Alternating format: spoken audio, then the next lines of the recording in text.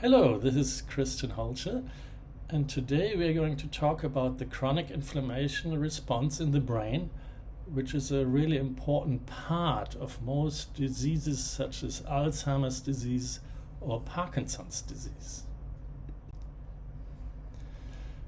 So, what is chronic inflammation? Well, as we know, an inflammation response can be activated by all kinds of things, cut in the finger, and it's a reaction to try to reduce the damage and repair and replace dead cells. So it's important, but if this reaction becomes chronic, then it can start to become a problem. Now, in the brain, we ordinarily don't have an inflammation response. So if we see inflammation, then that tells you something has gone very badly wrong. And the problem is that the activation of cells such as microglia, which are part of the immune system, they are important in fighting intruders, bacteria, parasites, or virus. But if this continues, this activation of these microglia and the inflammation response becomes toxic.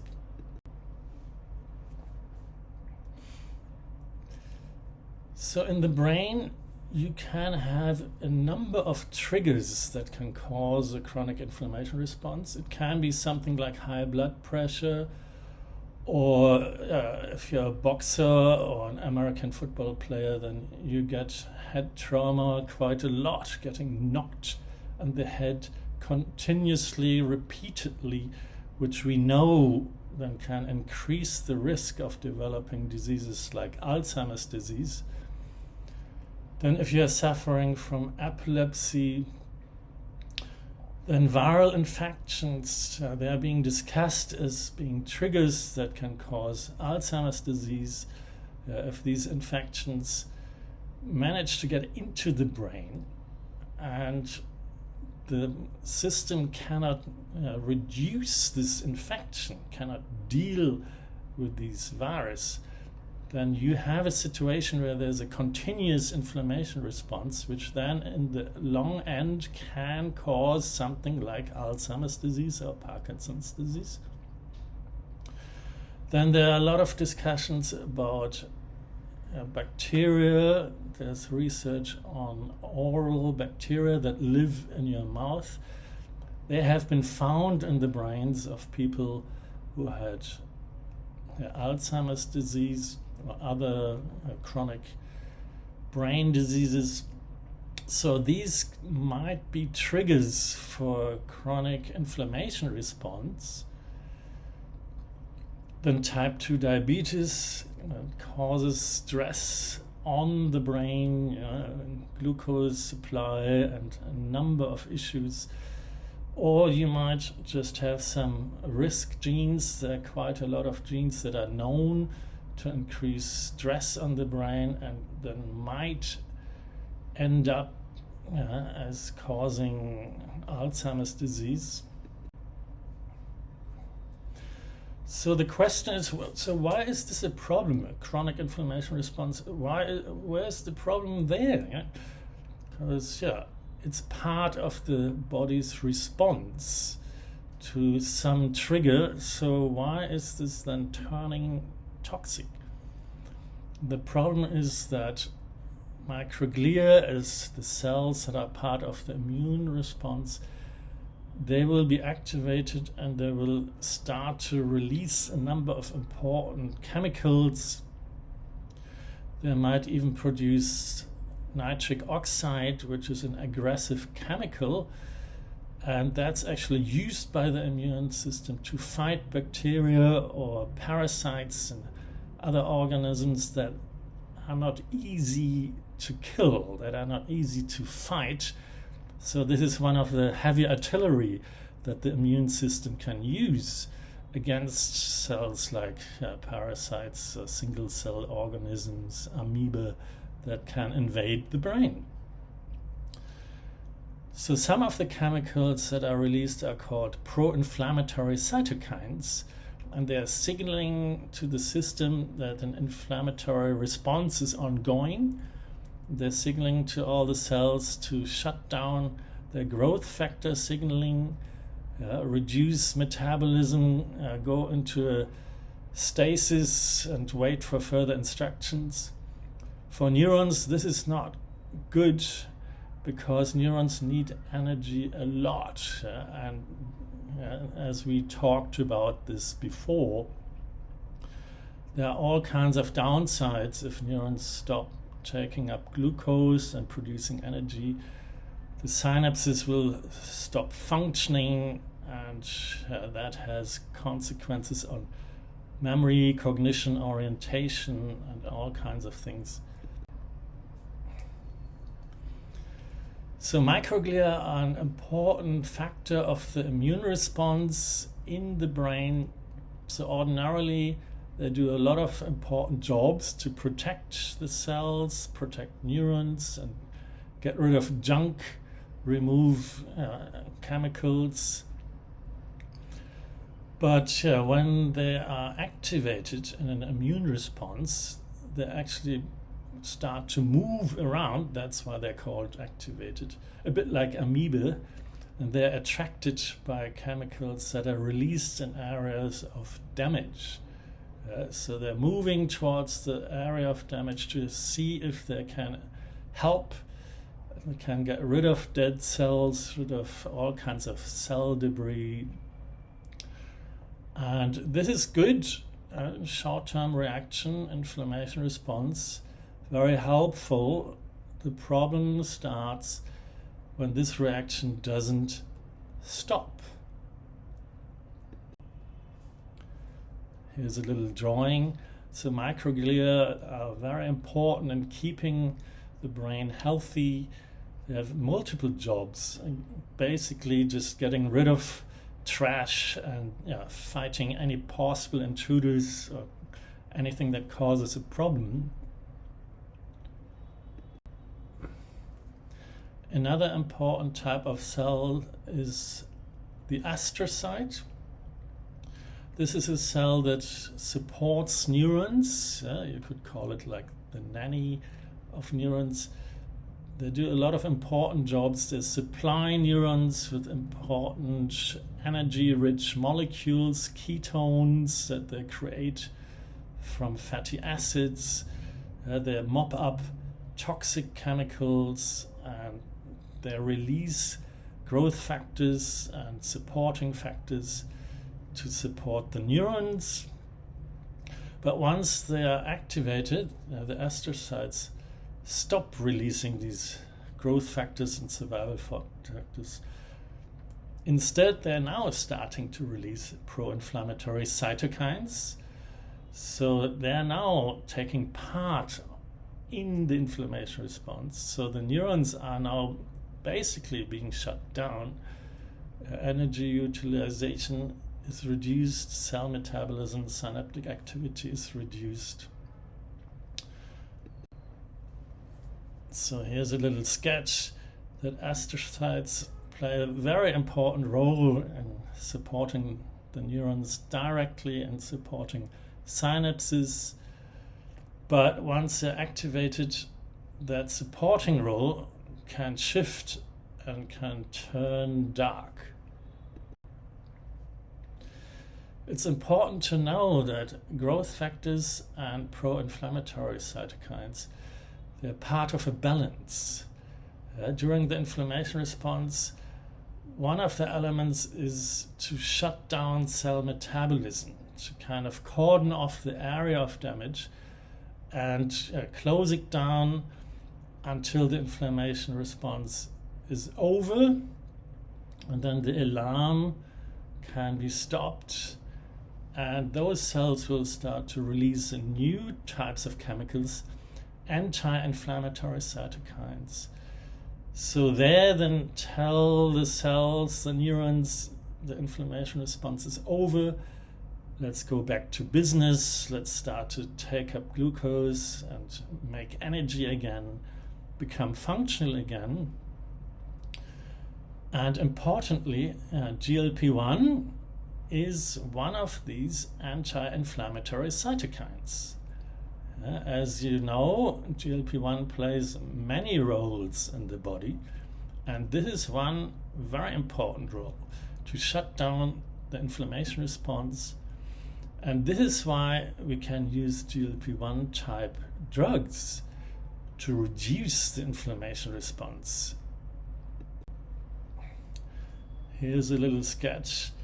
So in the inflammation situation, you get more and more pro-inflammatory cytokines, which then reduces the release and activity of anti-inflammatory cytokines and growth factors. And so this becomes imbalanced. And the aim obviously is to remove this imbalance and get it back to normal. So we can restore the healthy balance of these cytokines, and we want to stop the chronic inflammation response. We want to stop the chronic release of pro-inflammatory cytokines. And this is where GLP-1 type drugs can help. So we have done a lot of research on that and published a whole lot of papers that you can look at. Here's an example where we tested semaglutide, the diabetes drug, Ozempic, Wegovy, and it can reduce the chronic inflammation response and can reduce the activation of microglia and reduce the release of pro-inflammatory cytokines and shift the balance towards more growth factors, more production and release of growth factors such as insulin or neuronal growth factor and other important factors to try to get the system back into a normal working state. Here's just a little sketch. So you can see that these chronic triggers that I talked about at the beginning, they keep sending signals to the microglia and activating them, turning them into pro-inflammatory releasing cells, which then can cause all kinds of downstream trouble. So you want to interfere with that, so stop this deadly cycle.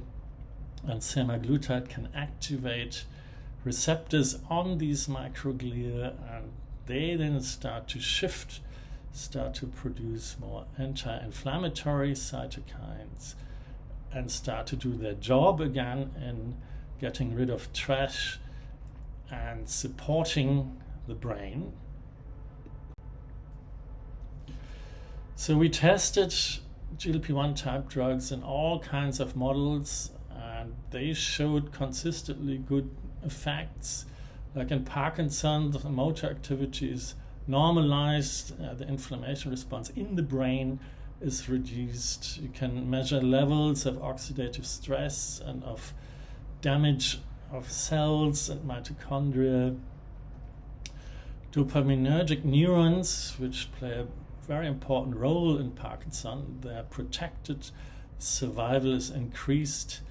And finally, the release of growth factor signaling is normalized. For example, glia-derived neurotropic factor, which plays a very important role in Parkinson's disease. Here's just an example where you can measure dopaminergic neurons in the brain, and you can see that liraglutide and semaglutide are protective, and the survival rate of these neurons is increased, and activation of microglia in the brain in the substantia nigra is reduced and eventually goes back to normal. We tested our novel dual GLP-1 GIP receptor agonist, which can enter the brain much easier than drugs like semaglutide, and we found an improved memory improvement, and synaptic activity in the brain, in the cortex, in the hippocampus is normalized. The inflammation response is much reduced, and growth factor signaling such as insulin in the brain is normalized, and levels of amyloid and phosphorylated tau are reduced. And you can read all of that in our papers.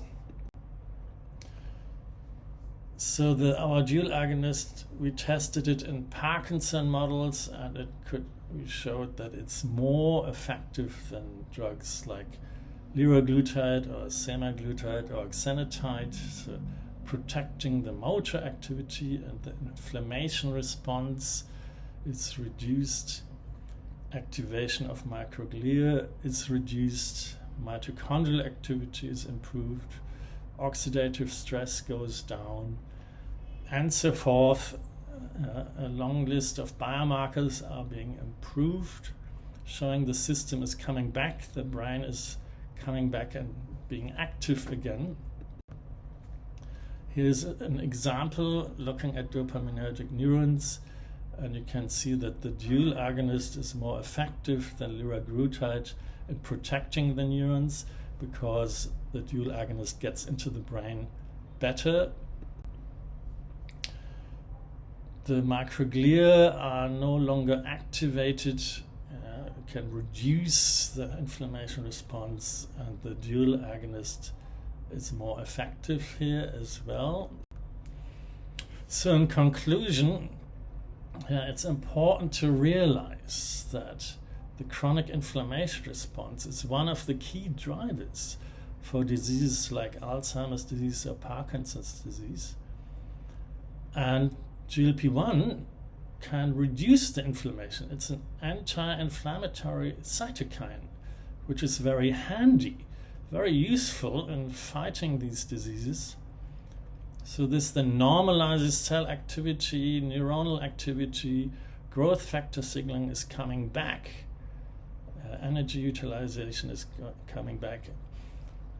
And the novel dual GIP agonists like DA5 are more effective than the older drugs. And that's all for today. Thank you for watching, and you can always find more information on my website or actual research papers. If you're a scientist, have a look at my ResearchGate website. You can download reviews or papers on specific research topics for free. And I hope to talk to you very soon.